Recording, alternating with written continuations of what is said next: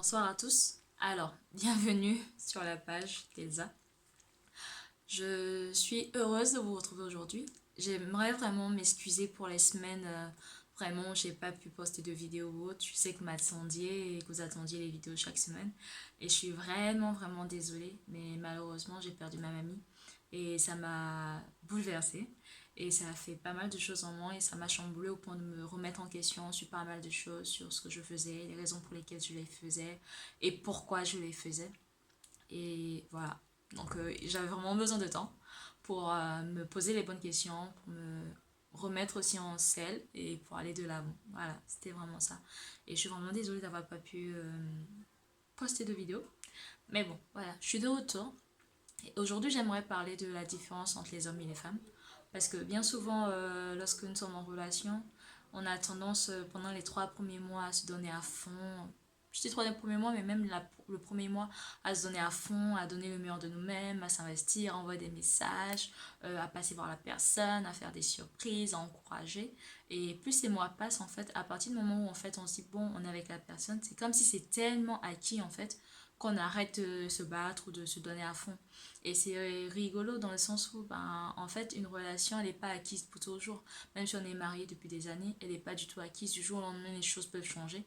Nos corps changent, nos mentalités changent. Et vu qu'on évolue en tant que personne, tout en nous change. Donc, on ne peut pas s'attendre à ce que la personne qui est en face de nous reste la même. Et c'est pour ça, c'est vraiment important lorsque on est en relation d'investir dans nos relations jour après jour, investir de son temps, de son énergie, de son argent aussi souvent pour faire des petits cadeaux, de son travail, investir à tous les niveaux et même ne pas hésiter à faire des sacrifices de temps quand il faut pour passer du temps avec la personne vraiment qui nous tient à cœur. Pourquoi je parle de ça? Je parle de ça parce que ben, souvent, on a des personnes qui sont en couple et qui sont pas forcément malheureuses, mais qui se disent oui, j'aimerais que ce soit mieux ou autre, et qui regardent le couple des autres, et parce qu'ils regardent le couple des autres, en fait, ils se mettent à envier le couple des autres et se disent oh, ils sont trop bien, ils sont trop mignons, et au moins ils se tiennent par la main, et tout, ils sont trop mignons.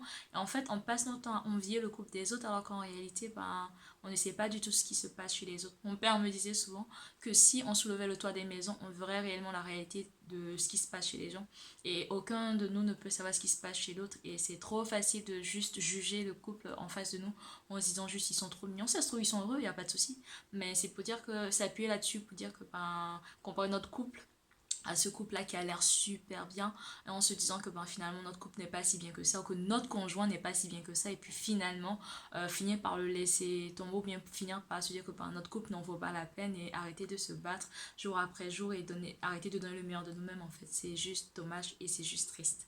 Et donc en fait, c'est vraiment pour nous amener à réaliser qu'en réalité, l'herbe n'est pas plus verte ailleurs, elle est juste verte là où on l'arrose. Et c'est tellement important parce que si on réalise que l'herbe est verte là où on l'arrose, on prendra du temps pour investir dans notre couple, investir en formation aussi, parce que souvent c'est important de se former pour savoir vraiment comment l'autre est, comment l'homme et la femme fonctionnent, parce qu'on est complètement différents.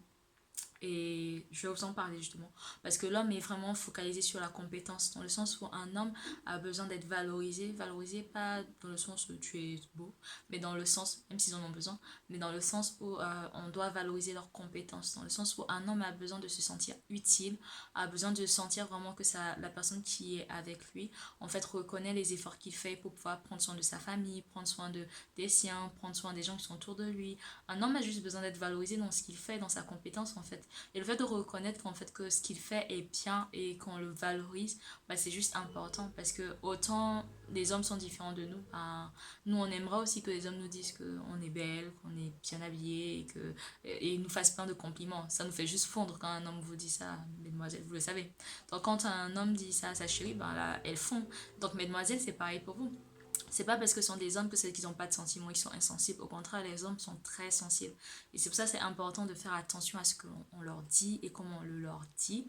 Et c'est important aussi de les valoriser parce que ben, ça reste des êtres humains qui sont aussi sensibles que nous, qui ont aussi besoin d'attention, qui ont aussi besoin qu'on les regarde, qui ont aussi besoin qu'on les encourage et qui ont aussi besoin qu'on reconnaisse vraiment leur valeur. Et ma question vraiment pour vous aujourd'hui, c'est C'était quand la dernière fois vraiment vous avez reconnu la valeur de votre homme? C'est quand la dernière fois que vous avez reconnu que ce qu'il fait est vraiment extraordinaire, est vraiment bien, que c'est un homme bien, que c'est un homme différent, que c'est un bon père de famille, qui prend du temps pour vous, qui prend du temps pour vos enfants, qui est là, qui est présent, qui se démène, qui se donne à fond, là où ben, il y a d'autres parents qui ne font pas du tout ça. Là où il y a des pères de famille qui ont abandonné leur famille carrément, qui ont quitté le domicile familial, qui ont abandonné leur épouse et qui laissent leur femme s'occuper seule des enfants. Et leurs femmes deviennent des mères célibataires, des mères seules, là où elles n'avaient pas prévu du tout ça, là où la vie ne les avait pas préparées à ça. Et au final, ben, c'est pas forcément la meilleure des choses pour les enfants. Mais tout ça pour dire que ben, souvent, lorsqu'on est on a des personnes autour de nous, que ce soit un proche, que ce soit un parent, que ce soit un ami ou même un époux ou bien même un chéri. Ben en fait, le fait de passer du temps avec la personne, à force que la personne soit là, on s'habitue à cette personne. Et malheureusement, ben, on tombe dans le cercle vicieux d'avoir tellement l'habitude que la personne soit là qu'on ne fait plus attention à la personne, on ne fait plus ce qu'il faut, on ne se bat plus pour la personne en fait parce qu'on a l'impression que la personne elle est acquise. Et franchement, c'est dommage et c'est vraiment pas la chose à faire parce que honnêtement, aucune personne n'est acquise, aucune relation n'est acquise et une relation se bâtit jour après jour dans la prière évidemment, dans le temps qu'on passe avec l'autre, dans les sacrifices aussi qu'on fait pour l'autre, le fait qu'on soit prêt à prendre du temps pour l'autre alors que ben on est peut-être fatigué, on n'a pas forcément le temps qu'il faut, mais on est prêt à prendre ce temps-là pour construire justement notre relation et pour être là aussi l'un pour l'autre, ça c'est important. Et vraiment, c'est ça. J'aimerais vraiment nous encourager aujourd'hui à ne pas nous poser sur nos acquis, sur ce qu'on a déjà ou ce qu'on vit déjà en couple, mais à toujours donner toujours un peu plus, à toujours essayer de reconquérir notre chéri au féminin ou au masculin, à toujours essayer d'apprendre à le regarder ou à la regarder différemment, à toujours l'étudier, à essayer de savoir qu'est-ce qui aujourd'hui bat dans son cœur, quelles sont ses priorités aujourd'hui, comment est-ce que je peux être une bénédiction pour elle ou pour lui, comment est-ce que je peux avancer main dans la main avec elle ou avec lui, parce que l'être humain est un être qui change constamment et la personne que vous avez épousée ou avec qui vous avez été il y a un mois, il y a un an, il y a 6 ans, il y a 10 ans, voire 20 ans, bah, ce n'est plus du tout la même personne parce qu'on évolue tous et on change complètement différemment et on a une vision des choses complètement différente avec les années. Donc voilà, c'était un encouragement à vous encourager à toujours vous battre pour vos relations, à toujours être prêt à donner ce qu'il faut, à être prêt à investir. La Bible nous dit que l'amour est patient, qu'il est plein de bonté, qu'il n'envie point.